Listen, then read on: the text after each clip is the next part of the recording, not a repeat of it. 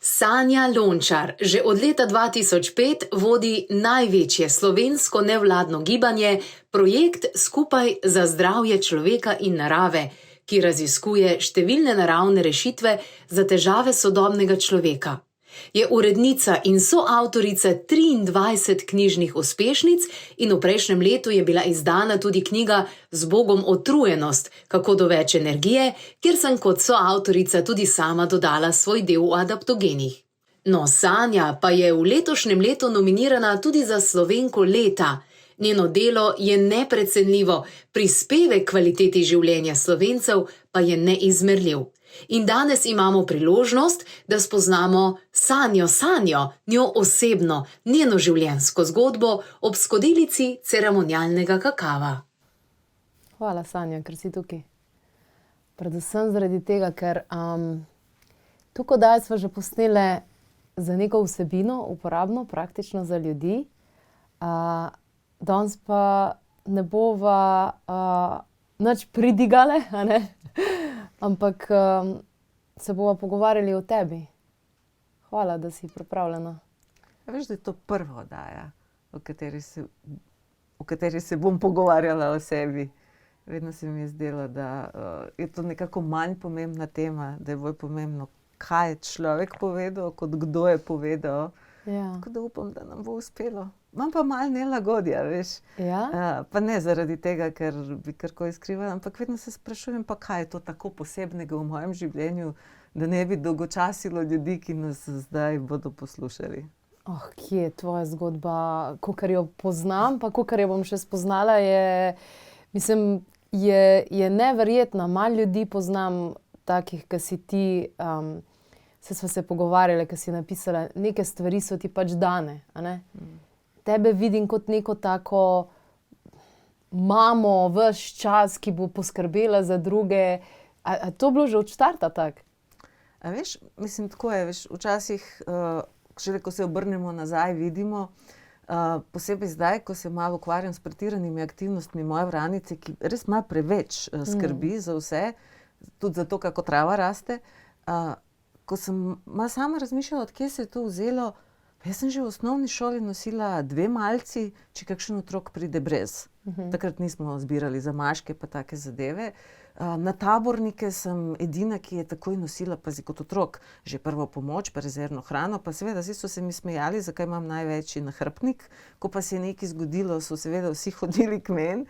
Ampak od kje se to mislim, starši me niso to usmerjali, nihče mene ni učil k temu, tako da verjamem, da od nekje printemo. To je tisti več del, ja temu rečem, naše življenje, ko je ena španska nadaljevanka in zdaj je tista neka 323. epizoda, niti ne veš, kaj je bilo vse prej, ampak očitno nekaj prinesemo in to nenehna skrb za druge, pa predvsem na področju prehrane, ja ne vem, odkar sem rojena, ja ljudem poskušam razložiti, kako pomembno je, da so prehransko suvereni in da, pazi to, da ne ponovimo to lakoto. To se mi je parkrat, veš, pazi, nihče danes, sploh ne ve, o čem govorim, ampak evo, zdaj, ko ti to razlagam in mravljinci grejo. Ja, jaz isto.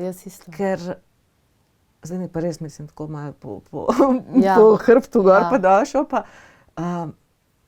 kot da nekaj v celičnem spominu imam ta užas, ki ga lahko prinesejo take situacije in mogoče, veš, ljudje imajo občutek, da nekaj paničarim pa kričim, nekaj od znotraj me žene, da se čim več ljudi pripravi, ne želim nobenega strašiti, ampak očitno sem prišla z namenom, da to naredim in to počnem, upam, najboljše, kar lahko. Ampak kaj se ti zdi, da je recimo zadaj tega? A je zadaj tega vibracija strahu ali vibracija ljubezni, poskrbeti za ljudi, zato da bojo, ali strah, da, ne vem. A veš, zdaj v kakšnih spiritualnih vodah bi ti rekli, ta je v prejšnjem življenju umrla od lakote, a ne? Čist možno, čisto možno. Ja vidim marsikaj v tem življenju, šele ko sem odprla neka prejšnja, mi je bilo postalo jasno, kaj se tle dogaja. Ne morem Čakaj, a si kdaj šla v to, da si kakor neke regresije pa to? Ker mi tebe, mislim, javnost, vsi te poznamo kot izjemno prizemljenega, realističnega človeka, ki se ne gre nobenih kvazi duhovnosti, ampak posadi seme, zraste, vzklije, vidimo, uporabimo, optimiziramo. Veš kaj, jaz pišem lahko z levo in desno roko. Imam zelo levo in desno možgansko polovico približno v ravnovesju.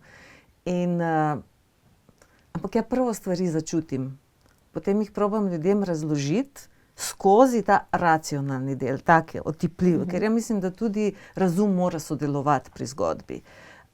Seveda, če ne bi v ozadju bilo tega čutenja, se ne bi sploh šla še razlagati. Ampak vedno se mi je zdelo, da tisto, kar se dogaja na tej duhovni plati, da je to intimno življenje in da so poti, kako ljudje prihajamo. Veš, moj odnos s stvarstvom se mi zdi enako intimen kot moje spolno življenje in še bolj pravzaprav. In zdelo se mi je, da to ni predmet predavanj, nekega šolanja. Tudi, veš, to je kot da bi nekdo komu razlagal, kako doživeti orgazem. Pa čisto vsak ima neko svojo izkušnjo in bolj te imajo za avtoriteto, v osnovi bolj obremenjuješ ljudi, če jim poskušaš tudi po duhovni plati servirati svoje izkušnje. Zaradi tega v osnovi delujem iz svojih duhovnih izkušenj, ampak o njih zelo malo razlagam in verjetno vsi, ki tudi spremljajo projekt za zdravje, recimo zelo se otepamo šol, veš. Tako moraš meditirati, pa se ti bo odprlo to pa to. To moraš jesti, pa boš doživel to pa to vibracijo. Ja menim, da smo mi vsi ustvarjeni, da imamo direktno povezavo. In da v osnovi vsako posredništvo je nevarno. Razen recimo zame posredništvo narave, ker tam ni egotripa, narava te ne uči z namenom, da te naredi odvisnega, pa da malo builda ego. Imela sem pa tudi srečanja z različnimi duhovnimi učitelji in ti povem, v večini primerov se mi slika in to nista dobro ujela. Torej tisto, kar sem jaz čutila in tisto, kar so oni govorili, nekaj je škripalo vmes. In ljudje smo od krvi in mesa. Zaradi tega tudi pravim, tudi od teh ljudi hvaležno sem dobila ogromno, ampak vzela sem tisto, kar je stvarstvo skozi njih hotelo povedati, ne pa tisto, kar je še njihov ego zraven probal malo pristaviti, lončka.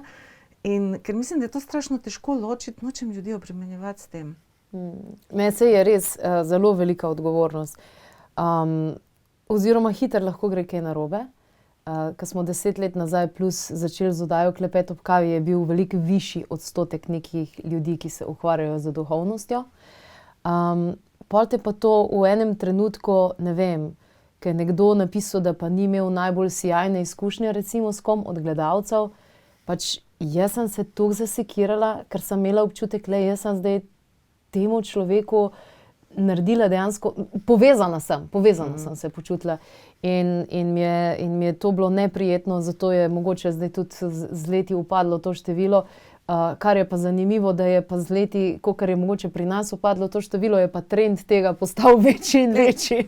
Tukaj ni možna objektivna presoja. Kdo sem jaz, da povem, ta je dober, pa ta ni. Pa vsi smo prišli z nekim scenarijem, vsak ima neko svojo življenjsko pot. Mogoče neka tehnika zame ni primerna, zate bo ti rešila življenje, ampak jaz nisem tle, da lahko sodim. In ker me pa ljudje zelo radi najdejo avtoriteto, ki jim bo odgovorna za vse, veš, dobim ravnince, ko mi rečejo, če vi rečete, potem drži. Mater, jaz se zelo trudim, res, da ne rečem brez pokritja, ampak mi živimo v svetu, ker je vse sfejkano, ker ti raziskavi ne moreš verjeti, temu, kar gledaš z lastnimi očmi, ne moreš več verjeti. V osnovi je vse teže priti do nekih resnic, ki bi trdno obstale. Najlažje je imeti nekoga, ki ga prvo občuduješ, potem pa sovražiš, če ti nekaj ni prav. Jaz bi pa rada, da ljudje iz vsega, kar počnemo, tudi tega, kar ti počneš, dobijo ta navdih, da začnejo misliti svojo glavo, da začnejo čutiti, da začnejo celostno, mislim, da je celo bolj pomembno čutiti, kot misliti, ker zdaj prihajamo do trenutka, ker vse, kar nam bojo servirali na nivoju teh naših osnovnih materialnih čutil, je lahko zlagano. Tako zlagano, da lahko gledaš film, gledaš sliko in nečesa, kar ne obstaja. Tukaj je tak lep stavek, učenec, pa bi lahko to zamenjali za ljudje, niso posode, ki jih je treba napolniti, ampak plamen, ki ga je treba prižgati. In se mi zdi, da ta projekt za zdravje, sploh ta plamen, ki se je prižgal. Ampak zanimiva mi je recimo ta zgodba pri tebi, ki si je napisala, da si bila dosti samorastnik. Mnogi duhovni učitelji, ki sem brala njihove avtobiografije, so v resnici do vseh teh nekih znanj in podobnih stvari prišli ravno zaradi tega, ker so imeli čas in prostor. Ne, da so se jim drugi tukaj vmešavali. Ampak je lahko tudi dvorezni meč to. Kako je bilo pri tebi? Kako je izgledala tvoja vzgoja? Mislim, včasih, veš, otroci nismo bili projekt svojih staršev, tako da nihče se ni ukvarjal s tem, kaj se otroku dogaja, ampak pri meni je bilo tako, res sem bila zelo občutljivega zdravja kot otrok, tako da poskusi, da me dajo v neke jaslice pa vrtce, pa to se niso obnesli. In potem, ko je zdravnica zabičala, da bom dobila ne vem kaj, astmo ali kaj je bilo takrat, je rekla, morate poslati nekje na morje, ni bilo denarja, da me na morje pošljajo, pa so me poslali na vas k babici. Babica pa je ravno zlomila kolk. Tako da v osnovi ugotovili so, da je otrok na varnem, ker je kmetija bila tako kot ena hacienda, veš, to so tiste avstro-ugarske kmetije, ker okrog in okrog so poslopja, čist zaprt sistem, 100x100 metrov, in otrok se nima kje za zgubiti. Kmetija je pa bila od druge svetovne vojne, ker so nam vzeli vso zemljo pa živali, pa tako v osnovi bila sem kulisa. Prazni prostori, stara orodja, podijo se samo neke kure, pa petelini, golobi. Tako da, mislim, to je zame bil raziskovalni raj. Ni bilo nobenega, da mi reče, to smeš, pa to ne smeš. Danes bi Center za socialno delo vzel otroka, ker če bi mi videli, da hodim po strehi ali da preskakujem, ne vem, z enega trama na drugi, vmes dol pa 10 metrov niča. Imela sem svoje pokopališče za mrtve miši, podgane recimo, pa take stvari. Včasih sem tudi grizljala kakšne recinusova semena, ker so mi res bila taka pisana pa pobarvana, pa sem imela drisko. Ampak to včasih res ni bila drama. In seveda, takrat ti ne veš, da te to bo zaznamovalo, ampak ravno zdaj, pred nekaj leti, ko sem se začela spraševati, kje je tista točka, kjer sem se jaz srečala s sabo, kje je tisti trenutek, veš, ko si čutijo v življenju, da je vse na svojem mestu, da čas stoji, da obstaja samo sedaj. In veš, vračaš se nazaj in sem ugotovila, da je ravno to pred šolo. In mene nihče nič ni učil. Ja nisem imela nobenega prijatelja. Ampak verjetno je to obdobje v meni razvilo en pogled in eno tako radovednost, da takoj, ko sem prišla v šolo, sem že postala troublemaker. Mislim, zato, ker nisem imela programiranega mišljenja. Zdaj recimo, ko predavam včasih za vrtce, pa veš, te vprašaj, in odkot vir vaše kreativnosti, toliko knjig ste napisali, pa vse. Potem se tako malo griznem za jezik, pa rečem, veste, vir moje kreativnosti je, da nisem hodila v vrtec. In malo dol pade. Pa kako to? Pa veste, mi tle razvijamo kreativnost, poglejte, kaj vse otroci kreativnega naredijo. Si rekla, ne, vi ne razvijate kreativnost, vi razvijate manufakturo. Če vsi otroci bodo iz kostanja naredili ježka, ker jim vi pokažete, kako se ježek dela, to so tovarniški delavci, to ni... Kaj pa, če otrok ne vidi v kostanju ježka, če vidi kaj drugega?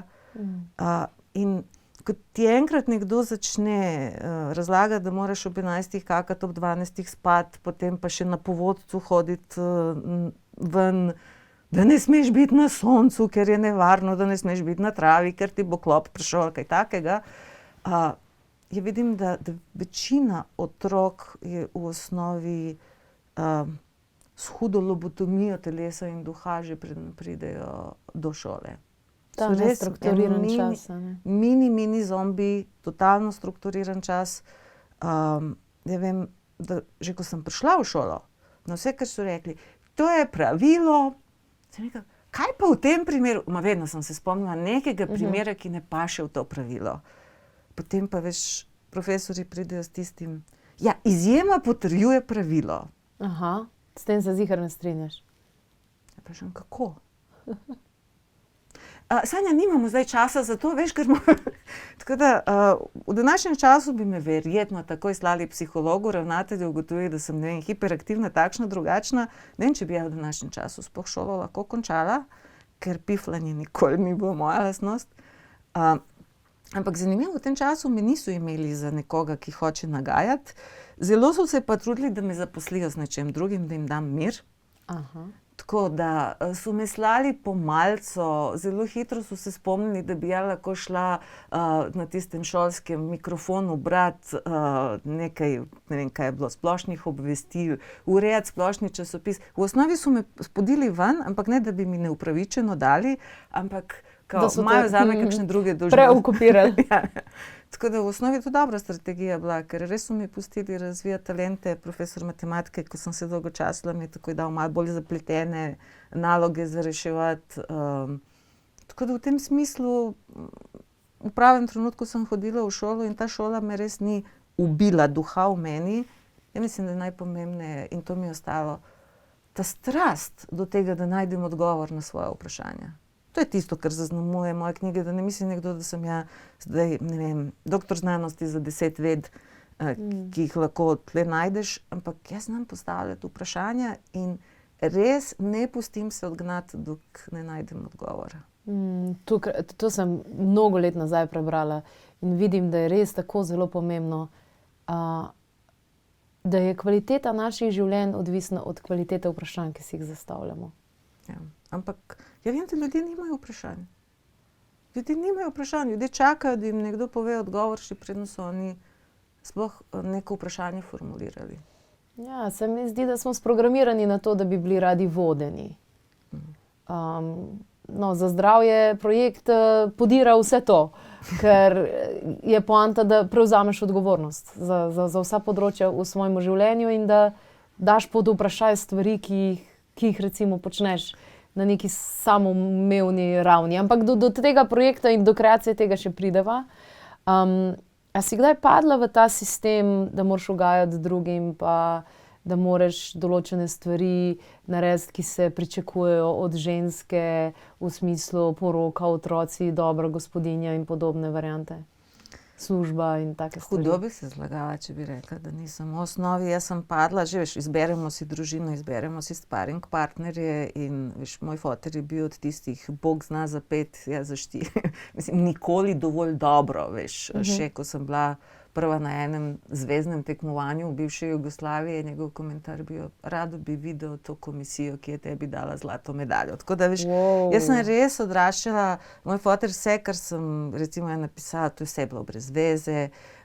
On še na toalet hodi s časopisom in se vrne nazaj s popravljenim, tako z rdečim svinčnikom. Tako da res sem si izbrala, mislim, zelo sem trpela zaradi tega kot otrok, ampak zaradi tega v osnovi sem se po eni strani gnala, da sem razvila veliko svojih talentov, po drugi strani pa ta šola tega, veš, ko enkrat ozavestiš, na kakšen način danes vemo, a ne, temu se reče živeti z narcisom oziroma osebe z mejnimi motnjami in podobnim, ampak ko to nosiš to dolg. Mislim, veliko mojih partnerstv je bilo eno čisto kupoprodaja ljubezni, ugajanja. To, ko v enem trenutku ne ugotoviš res, da si prišel do točke, da ko na črni petek, veš, razprodaja za 10% vrednosti. Vse sem pripravljen narediti sem zato, da me enkrat pohvališ, ampak da enkrat rečeš ne vem kaj. In po svoje sem ful hvaležna, da nekateri ljudje niso dojeli, kako poceni bi me lahko kupili za vedno. Veš, da je tudi v firmah, kde sem delala, pa tako nikoli mi denar ni bil motiv.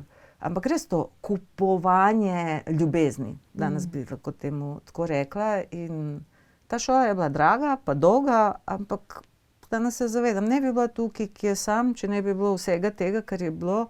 In čisto razumem ljudi, ki so še v tem, ker iz tega vlaka je zelo težko stopiti ven. Zato, ker v osnovi prideš do tistega, da si sam sabo